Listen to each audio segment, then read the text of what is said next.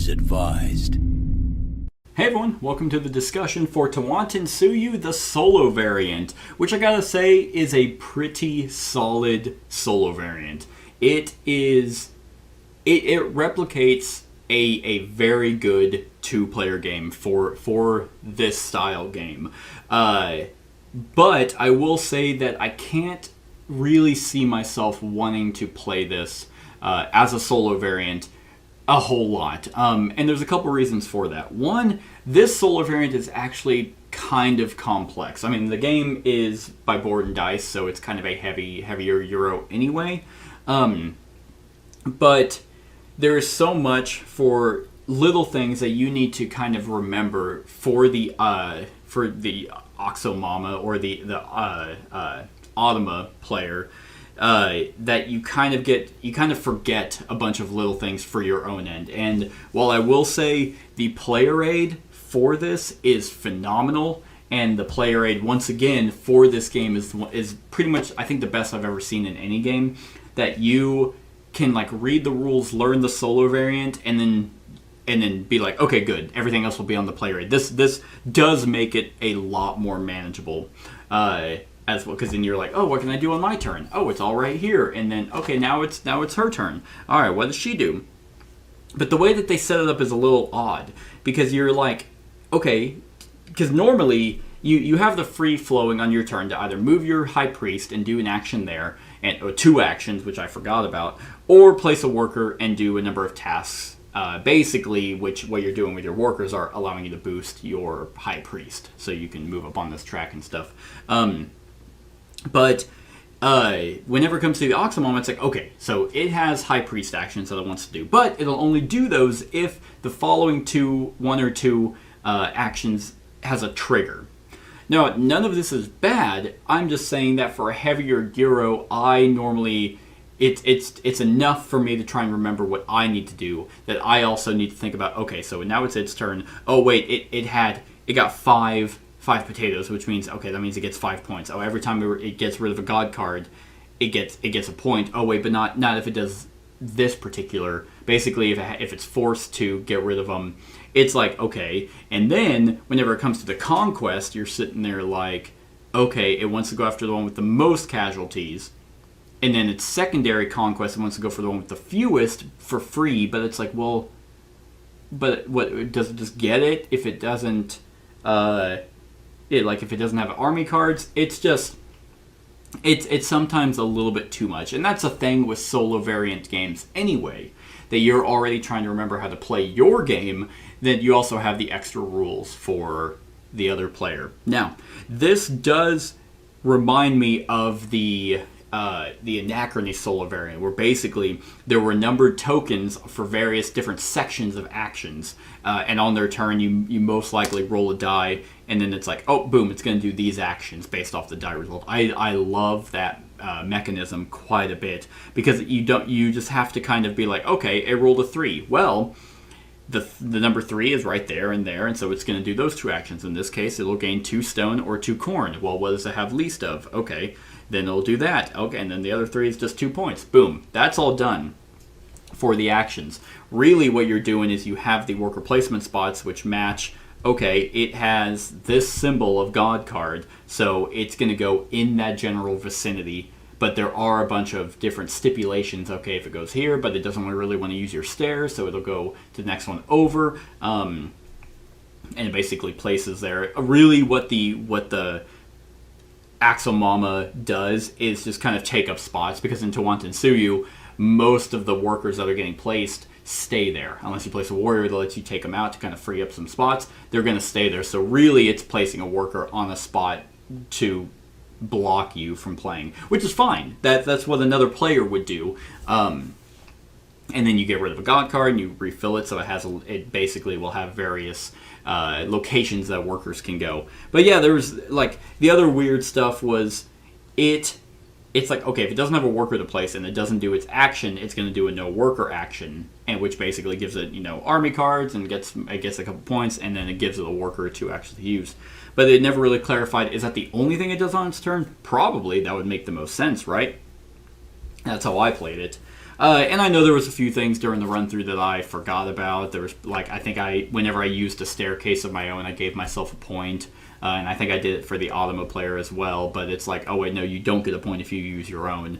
If you use someone else's, they get a point. But if you build under yours, the owner above it gets 2.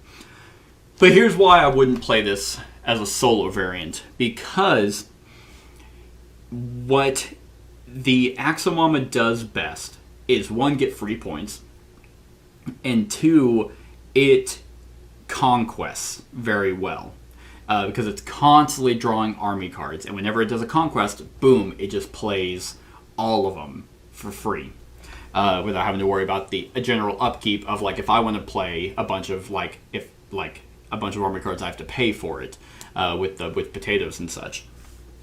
But it's like, all right, well, it's going to amass 3 or 4 cards, boom, they're all there, and then it's going to conquest, obviously going for the highest one, and then it gets a secondary free conquest. So it's going to be conquesting a lot, and it'll also be generally moving up on the track as well.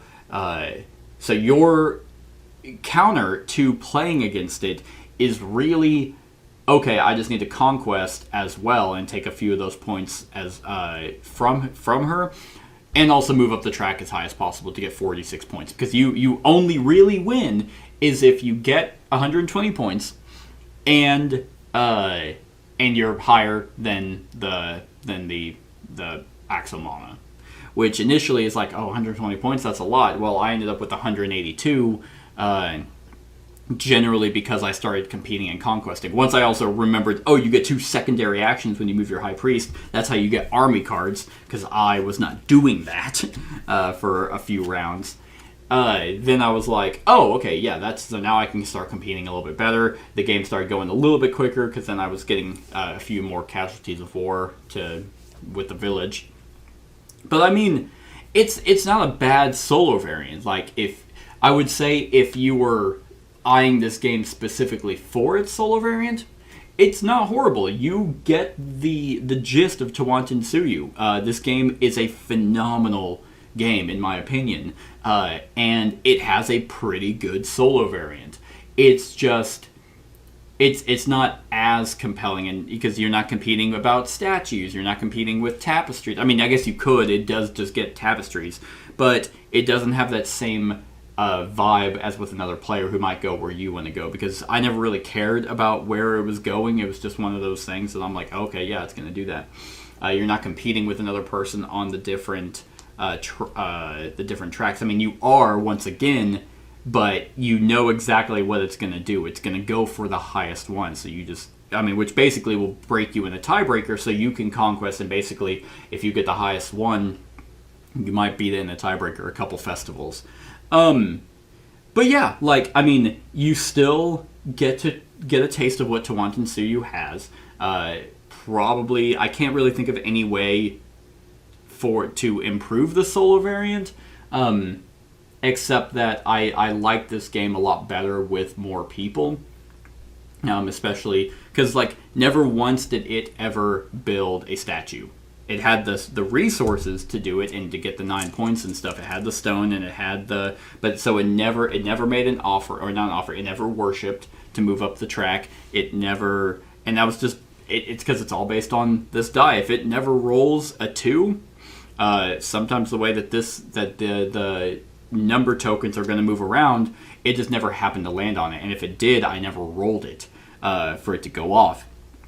So that was nice. I got to build a bunch of statues and gain a bunch of points for doing that, whereas the Axomama never did. But it did conquest a lot more, but I was able to kind of conquest as well, to be able to, because I got a bunch of corn, I got a bunch of the worship, so that let me do offering and then just skyrocket up the track. I feel like the earlier game is going to be a little harder. It's going to get to do a lot of free stuff, and place and build and do all that before you can. But as the game goes on, you're going to be able to manage your buildings a lot more, do the passive effects. You're going to get to just kind of... I think later on, because it was I think it was around probably 30s or 40 points that I was ahead, and then it like tied, then surpassed me for a little bit, then I just kind of took off.